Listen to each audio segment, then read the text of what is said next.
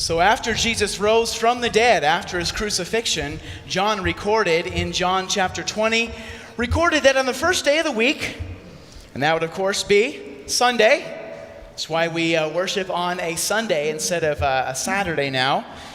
But Mary Magdalene came early when it was yet dark under the sepulchre, and she sees the stone taken away from the sepulchre.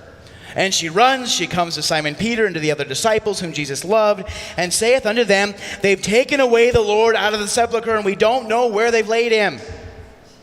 Peter therefore went forth, and that other disciple, and came to the sepulchre. So they both ran together, and the other disciple did outrun Peter. So if you ever wondered which one was the less athletic one, that would be Peter. You pick up little things when you read it. It kind of makes you smile. You know who the disciple that Jesus loved was? You know who that was? Say it loud. That was actually John. It was actually John, and John is referring to himself in the third person, not saying, I, John the favorite, just saying that one that Jesus loved. So apparently John was a athletic fella. So they run together. The other disciple outruns Peter. They came first to the sepulchre, and stooping down, looking in, and this is John now, seeing the linen clothes lying, yet went he not in. Now, was Peter ever known to do anything halfway? No.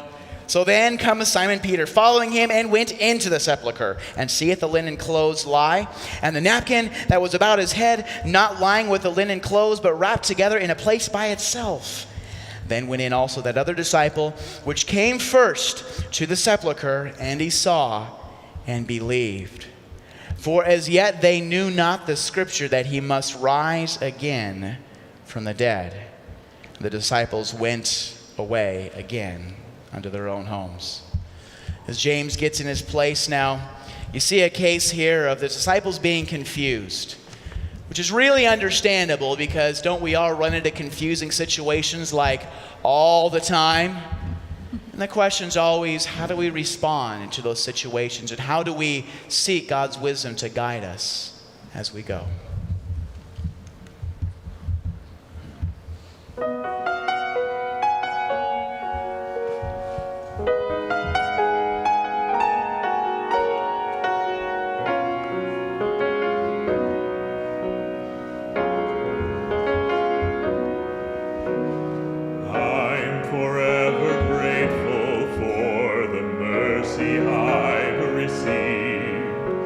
My sin has been forgiven, my soul has been redeemed. Someday I'll stand before the one who bought me with his blood. I'll thank him with my praises for his sacrifice of love. When I see the risen Lamb, I'll cry holy. When I see the risen Lamb, I'll be complete. When I meet the one who gave his life that day on Calvary, I'll bow down and worship at the feet of the risen Lamb.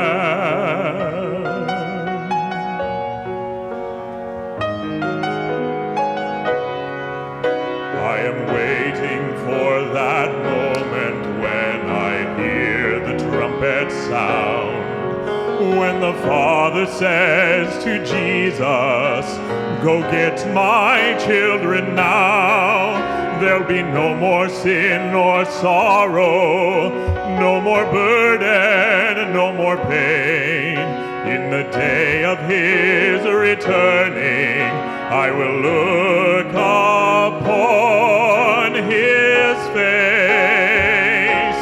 When I see the risen Lamb, I'll cry holy.